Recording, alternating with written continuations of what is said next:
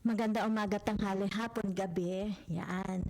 Nagpapakilala po Lola Baby ha. Bibigyan ko po ng rating ang zodiac sign na Leo. Yan ha.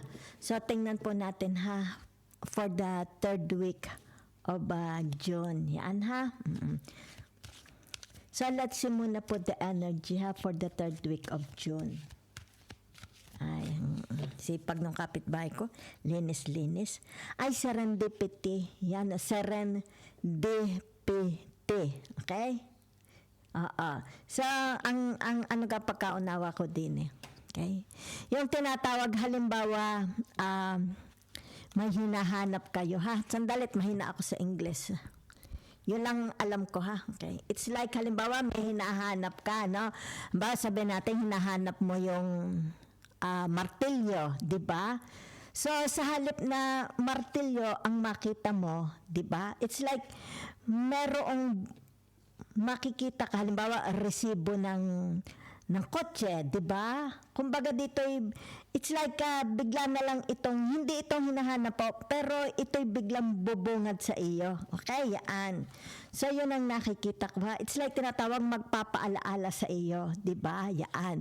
So halimbawa sabihin na natin habang naglalakad ka, kumbaga dito hindi mo inaasahan baka meron kang makasalubong, 'di ba? Halimbawa kaibigan. Yan. Serendipity, it's like a sign, 'di ba? Yun ang nakikita ko. Yan ha. Maaring kaibigan o baka merong taong ngingiti sa iyo, 'di ba? Yan, parang there is a sign, yun lang ang nakikita ko ha. Serendipity.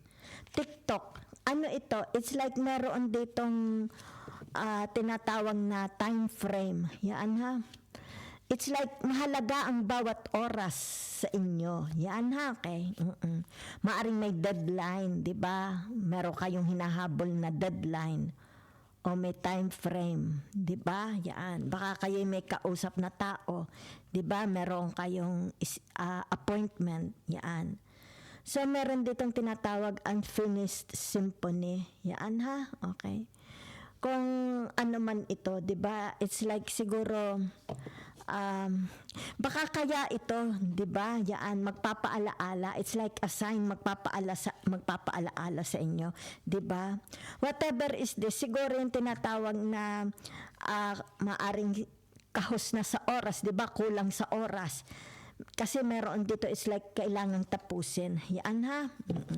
Kung saan po yan ha, kayo lang po nakakaalam ha. Yan.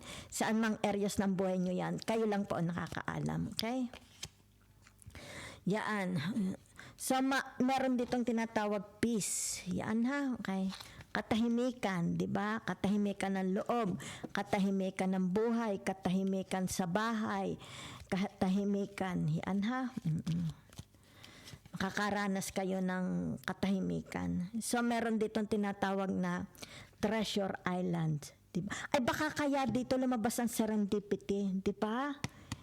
Ito yung tinatawag, what a coincidence. Diba? Yan, what a coincidence. Yan. It's like, siguro ito yung magdadala sa iyo ng magandang ideas. Diba? Maybe work. Diba? Kumbaga dito yung meron kang hinahanap, pero iba ang nagpakita. Iba yung tinatawag na, yun lang nakikita ko ha. Kasi meron ditong Treasure Islands. Diba? Yan. So, let's see ha. Tingnan po natin ha. Okay. Ang tinatawag na vibration. Gagamitan natin ng tarot. Okay. Saan ito? Tingnan lang natin ha. Itong serendipity. Saan ito? Yan. La la la la la la Leo. Yan ha. Okay. So, ibig sabihin nito, meron ditong, it's like siguro, magpaparemind sa iyo, may maiisip, di ba? It's like people from the past, di ba? Baka magbabalikan. Okay? Yan lang. O pag-ibig, pwede rin ang love, di ba? Maaring family, bahay, may magpapaalaala sa inyo, di ba? Baka sabihin na natin maaalaala mo yung bahay ninyo, di ba? Kung saan ka nakatira, mga pamilya nyo. It's like meron ditong magpapaalaala sa iyo. Something like that, di ba? Yan. So kung ano man ito, 'di ba? Kung sino itong makakatagpo ninyong tao, okay? Ibig sabihin nito, may dala ito sa inyo, okay? Maari ito may kinalaman sa pera, kabuhayan, hanap buhay. Yan na kasi narito ang Treasure Islands. Baka isasama kayo, 'di ba? It's like, nako, matagal na kitang iniisip, 'di ba? Yan, Leo, maganda. Matagal na kitang iniisip, isasama kita, 'di ba? It's like tinatawag, abay, what a coincidence, 'di ba? It's like a coincidence. So tingnan natin itong tinatawag TikTok. Yan, ha. So ibig sabihin nito, tinatawag na ano ito? Yan, ha? It's like nakabaligtad ang the devil, 'di ba? So ibig sabihin nito na siguro nababagot kayo, 'di ba? Nahihinaan kayo sa takbo ng oras. Kung ano man ito, ha? Yan, siguro nababagot kayo. Yan, ha? Kasi dito kumbaga yung tik-tak, tik-tak, baka may mga hinihintay kayo, 'di ba? Baka may mga plano kayo, nababagot, nababagalan kayo sa oras. Okay? So, meron ditong tinatawag na the nine, okay? The nine of wands. Yan, ha? So, meron ditong tinatawag na merong tatapusin. Yan, ha?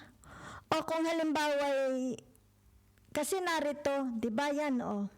Ano tatapusin? Tatapusin niyo ang pag-aaral nyo, di ba? Tatapusin niyo yung tinatawag kontrata ninyo, di ba? Halimbawa, kontrata sa trabaho, merong tatapusin, yan na babalikan. It's like meron kayong mga babalikan dahil narito ang tinatawag na the nine of wands. Yan, ha? Baka meron kayong mga kadil na tao kausap. Kumbaga dito yung tinatawag tatapusin ninyo. Okay? Yung pakikipag-usap sa kanila. Kung ano man yan, maaaring sa trabaho, maaari din naman sa asawa, di ba? Yan. Yun na nga nakikita ko. Baka pag-aaral, di ba? Baka sabihin na nating may magbabalik kayo para mag-aral, di ba? Yan. Or baka may mga kausap kayo dito. Ibig sabihin nito yung tinatawag, kailangan magkaroon na ng closure. Tinatawag na magsasarado na, di ba? Kailangan magsarado na ang usapan. Di ba? Yan. Kung sinong kausap niya, it's like people with authorities, ha? Baka si mayor, baka ang doktor, 'di ba? Baka ang pare, ang munisipyo, barangay, 'di ba? Baka kung halimbawa meron kayong usapan sa barangayan, sa opisina ni mayor, ibig sabihin nito yung tinatawag, kailangan ito isa tapusin na, okay? Pwede rin naman ito sabihin nating it has something to do about migration. It has something to do about visa, di ba? Yan. It has something to do about residence, di ba? Yan. Yan lang ang nakikita ko, ha? Okay. Ano pa? Schooling pwede rin, ha? So, naririto ang tinatawag na the nine, okay? Ano ka ito? The nine of swords naman ito, ha? Okay. So, ano ibig sabihin ng the nine of swords na ito? Yung tinatawag na katahimikan ng pag-iisip, di ba? It's like, halimbawa sabihin na natin sa bahay ninyo, tahimik, di ba? Kasi walang gulo. It's like siguro yung mga kapatid ninyo is sabihin na nating walang daldalan, di ba? Walang aktibidades. Yun ang nakikita ko, di ba? Tahimik ang buhay, ang pamumuhay ninyo is tahimik kasi may peace dito, okay? So, ibig sabihin nito, tahimik ang inyong pamumuhay, okay? It's like walang action, walang nakabukas na TV, walang nagsasabunutang mga anak, magkakapatid, di ba? Yan. So, maaring sabihin na natin hindi kayo active sa social media, di ba? Maaring sabihin na natin hindi nakabukas ang laptop mo, di ba? No communication, wala kayo mga naririnig, di ba? Maari din naman yung lugar kung saan kayo nakatira is tahimik, pati mga neighbors tahimik, okay? So meron ditong tinatawag na yan the death, di ba? Whatever is this, yan, ha? Ibig sabihin nito yung tinatawag Treasure Islands. Meron ba kayong mga, halimbawa sabihin na nating kayamanan, di ba? Let's say sabihin na nating from parents, di ba? So, ibig sabihin nito, yung tinatawag, hindi na pa sa inyo. Okay? Yan. Meron ditong, it's like, halimbawa, family treasures, di ba?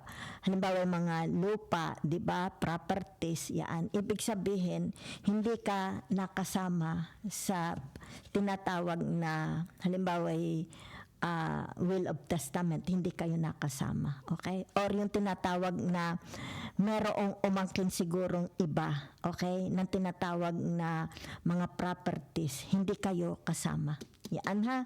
Kasi meron ditong, siguro ito pinaglalabanan. Kaya siguro ito'y narito. Diba? Yan. It's like merong ditong tinatawag investigation. Diba? Maybe. Yun lang ang nakikita ko ha. Maaaring dito yung tinatawag magtatanong-tanong. Diba? Yan. Kasi kumbaga dito, ito'y bubuksan. Yan o. It's like kasi meron dito, it's like a coincidence. Diba? Babubuksan. It's like ito is mapapag-usapan. Diba? Yan dito nakikita ko. Dahil narito siya. Tinatawag na the nine of wands, di ba? It's like bubuksan. Yan ha. Kasi may kinalaman ito si tinatawag na malaking kayamanan. Okay? So, maaaring tinatawag pa i-imbestigahan, kailangang malaman, di ba? Yan. So, maaaring dito sabihin na natin yung tinatawag na yung kanilang sakit ng puso, di ba? Yung kanilang frustration, yung kanilang tinatawag disappointments, di ba? Meron. So, ibig sabihin nito yung tinatawag na it's like maaring kaya tiktak kung hindi bibigyan ng action baka malate. Okay, kayo na lang po kung kayo relate ha. It's like pag hindi to binigyan ng action baka ito yung tinatawag pagsisihan, merong late, malilate, di ba? Yan.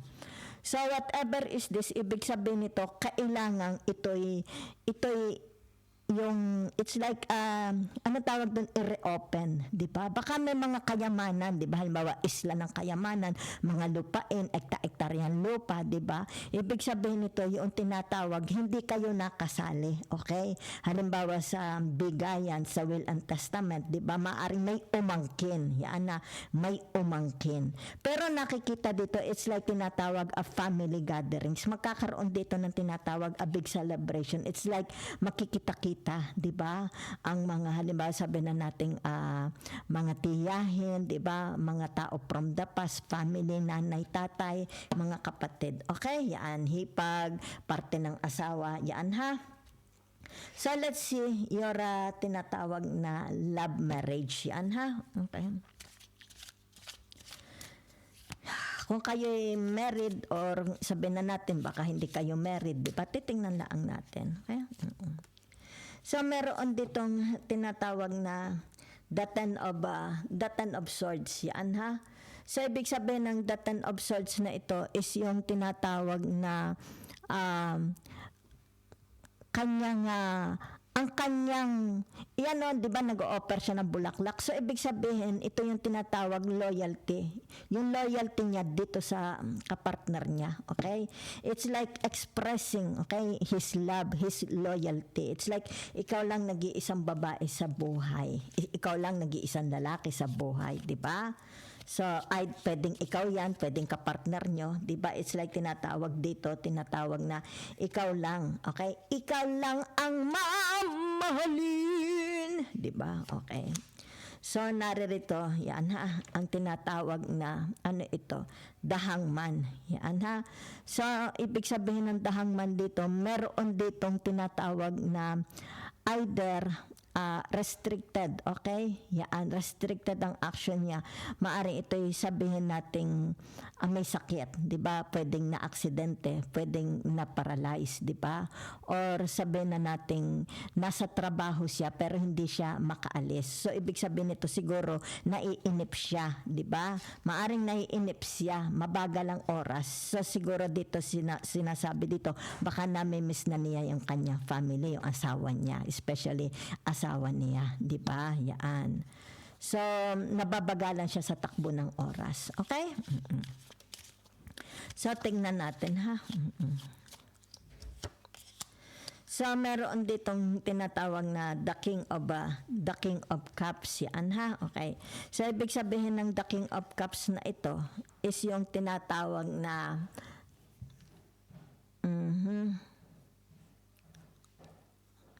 it's about, sandali lang ha. Dahil ito'y the 9 of Wands, di ba? Okay. Ibig sabihin niyan, tinatawag na he's a very, very responsible person, di ba? Siya yung tipong mamahalin, tipong pakakasalan, di ba? Tipong hindi mang iiwan, di ba? Siya yung tipo na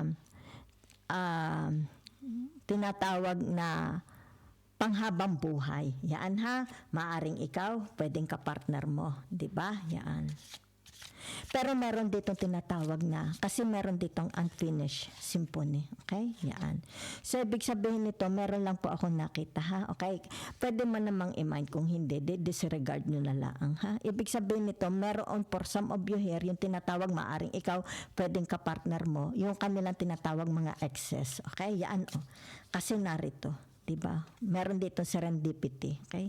Maaaring tinatawag na magpapangita sila ng landas, diba? It's like hindi niya inaasahan, magkikita sila, diba? It's like, uy, halimbawa sa pamamalengke, nagpunta sa halimbawa sa mall, diba? Magkikita, okay? So, ibig sabihin nito yung tinatawag, baka mabubuksan uli, magkakaroon ng ignite, okay? So, ibig sabihin nito yung tinatawag, merong magbabalik, okay? Tatapusin, kung hindi man sila magkakabalikan, maybe friends na lang sila, okay? Yan. So, tingnan natin, okay? Sunod na ano. Ito yung tinatawag na, ano ito? The Wheel of Fortune, okay? Number 17, okay? Yan. So, ibig sabihin nito, yung tinatawag na, okay? Okay. Yan, very, kasi narito ang tinatawag na the nine of swords, di ba? So, ibig sabihin nito yung tinatawag na natagpuan niya ang kanyang soulmate, di ba? Kasi meron ditong peace, di ba? So, kung halimbawa, sabihin na nating natapos na, okay, yung kanilang kalbaryo, natapos na yung kanilang mga pasanin sa buhay, di ba? Kasi narito yung tinatawag together, okay? So, I'm sorry ha, kasi this is already a shadow. Huwag niyo pong imamind kung hindi kayo, ha? Kasi meron dito, it's like tinatawag may yayao. Merong, ibig sabihin nito yung tinatawag na lilisan na sa mundo. Okay? Yan. So, maaari ito yung tinatawag na, okay, yan, maaari ito yung nakakonfine sa hospital, nakakonfine sa, anong tawag dito, home for the aged, something like that. Kumbaga, doon na lang, hanggang doon na siya, kaya hanggang sa mamatay. I'm sorry ha, I'm sorry. Hindi po ito para sa lahat ha, kung sino lang. Yan ha. So, ibig sabihin nito, yung tinatawag maaring kapag siya namatay, tahimik lang. Okay? Very peaceful. Okay? So, meron ditong tinatawag na pangungulila. Okay? May nangungulila ha. Either ikaw nangungulila or kapartner nyo ang nangungulila. Yan ha. Okay. So, let's see ha. Ano ito? So, tingnan po natin ang inyong career and money. Okay, the King of Swords. Okay? Ibig sabihin nito, meron pong parating. Okay? Maaring project or a contract, di ba? Yan, Ibig sabihin nito yung tinatawag na maybe a doors opening. Meron po ha. Ito yung ang nakikita ko dito yung tinatawag na paparating. Yan ha. You will be contacted. Maaring you will be contacted ha. O maaring sabihin na natin you will receive. There is a, sabihin na nating pera. Maaring pera ito ha. Okay? Galing sa trabaho. So, meron ditong tinatawag na the death. So, ibig sabihin nito, tinatawag na whatever is this, di ba? It's like, baka hindi nyo gusto itong trabahong ito, di ba? Yan. So, ibig sabihin nito yung tinatawag na maybe magkakaroon dito ng, halimbawa, terminating of a contract or iniintay na lang niyang matapos ang kanyang kontrata sa trabaho. Okay? Yan. So, ibig sabihin nito, magkakaroon na ng ending, matatapos na. Okay? Maaalis na siya doon sa kanyang, maaari sabihin na natin sa kontrata. Okay? Kasi may kontrata dito. Okay? Yan. So, meron naman ditong tinatawag na, maybe you're an OFW, di ba? Baka ang inyong tinatawag magiging trabaho is, halimbawa, ano tawag dito, mag-aalaga ng matanda. Okay? Yan. Kasi dito, yan. It's like dadating, okay? Yan. Pangangailangan sa trabaho. Baka ito'y employer, di ba? Or agency. Naghahanap sila. Yan, ha? So, maaaring aalagaan ninyo is tinatawag na ano tawag dito, hindi na natayo, maaring paralyzed, di ba? Ano na siya, naka-confine sa bed. Okay? So, maaaring ito yung tinatawag, ito ang magiging trabaho ninyo or trabaho ninyo. Okay? Yan. So, mag-aalaga. Okay? Halimbawa, mag-aalaga ka ng matanda, mag-aalaga ka ng may sakit, di ba? Yan. Maaaring you're a nurse, di ba? Yan. So, kaya dito siguro lumabas ang dadet. Ibig sabihin nito, maaaring tinatawag na matatapos ng kontrata mo or halimbawa sabihin na natin, i-extend ang contract or bagong kontrata. Okay? So, ibig sabihin nito, yan the emperor. Yan, ha? So, ibig sabihin niyan yung inyong tinatawag na trabaho, career ninyo, yan, ha? Is mukhang maganda. Okay, maganda naman. Yan, ha? Meron, yan, ha? Kita ninyo, di ba? It's like tinatawag matatag ang career, ha? Okay? So, whatever is this naririto, okay? Yung tinatawag na it's like meron, halimbawa if you are, pumunta kayo sa tinatawag na interview, di ba? Yan, di ba? Maring this is an interview, di ba? Kung sino makakakuha nito, okay? Kasi ito, it's like malaking trabaho ito, maaring malaking contract, di ba? Maaring malaking project, di ba? Yan. So, ibig sabihin nito yung tinatawag matibay, okay? So, ibig sabihin nito yung tinatawag ito kasi dito siya, di ba? Yan, maybe an interview or di ba? Yan. So, ibig sabihin nito, kaya lumabas ito. Yan, tinatawag the star, di ba? Ibig sabihin nito, galingan mo na. Okay? Yan, galingan mo na. So, let's see your tinatawag na your today to the future. Okay? Susuhin lang natin yung inyong tinatawag future. What your future brings for you. Okay? So, if you want a tinatawag personal or private reading, yan yun ang aking pong email na doon lang sa description box sa aking YouTube channel, ha? Okay. So, naririto ang tinatawag na the temperance. Yan, ha? Okay. So, ibig sabihin relationship ninyo, di ba? Very, very balanced. Ibig sabihin nito yung tinatawag na from now to the future, wala naman kayong magiging problema. Okay? Sa mga tao, sa ibang tao, sa kamag-anak, sa asawa, sa neighbors, wala. Okay? Ito, yung tinatawag na maganda ang future nyo is tinatawag na napakaganda. Okay? Napakasaya. Okay? So, naririto ang tinatawag na the tower. Yan, ha? Okay? Kung ano man ito, ha? It's like you take good care of your health. Okay? Yan. You take good care of your health. Dahil baka ito yung tinatawag na if you don't take good care of your health, okay, maaring ito yung tinatawag na pwede kayong ma-invalid, di ba? Yan.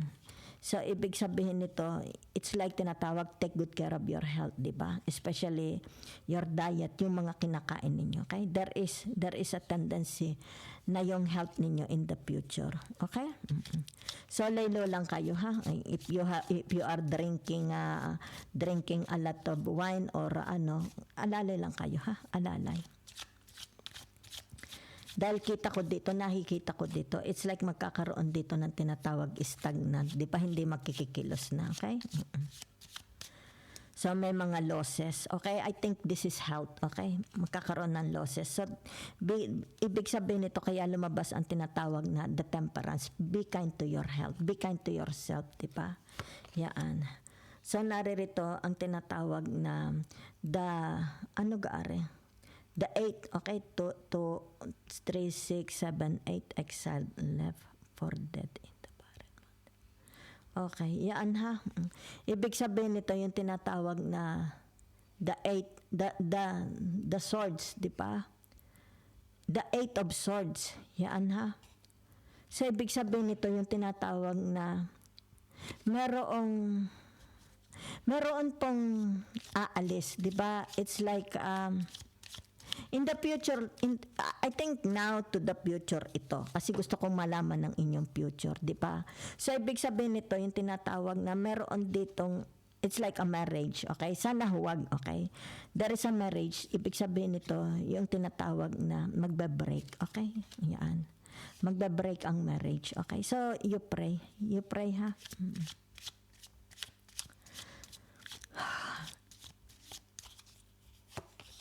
So, naririto ang tinatawag the 9 of swords. Yan ha? Okay. So, ibig sabihin nito mayroon trespasser. May trespasser. Okay? So, kung sino naman itong tinatawag na invader, ibig sabihin nito yung tinatawag na kasi meron ditong tinatawag okay? Magbe-break. It's like babagsak. Pwedeng negosyo, family life, pwedeng yung tinatawag kabuhayan, di ba?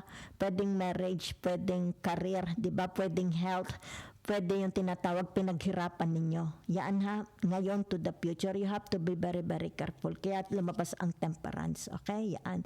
Ibig sabihin nito yung tinatawag loyalty, okay? Loyalty. Yan ha, it's about loyalty ha, okay? Kasi meron ditong tinatawag intruders, okay? Yang intruders. So meron ditong tinatawag na maaring masisira, okay? Magkakaroon ng tinatawag na family breakup, okay? Home wrecker, meron ditong home wrecker, okay?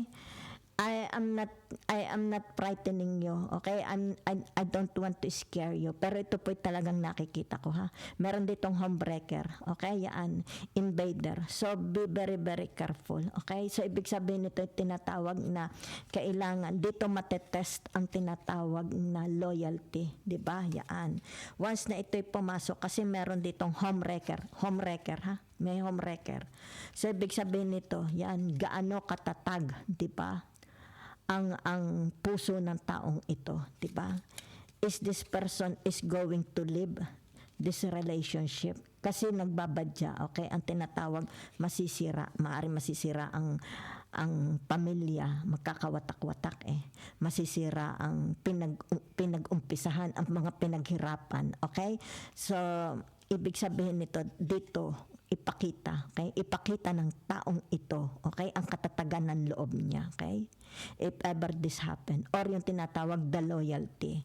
If ever dumating ang tukso, kasi may tukso, okay? Meron ditong invader, intruders, homewrecker. Thank you very much.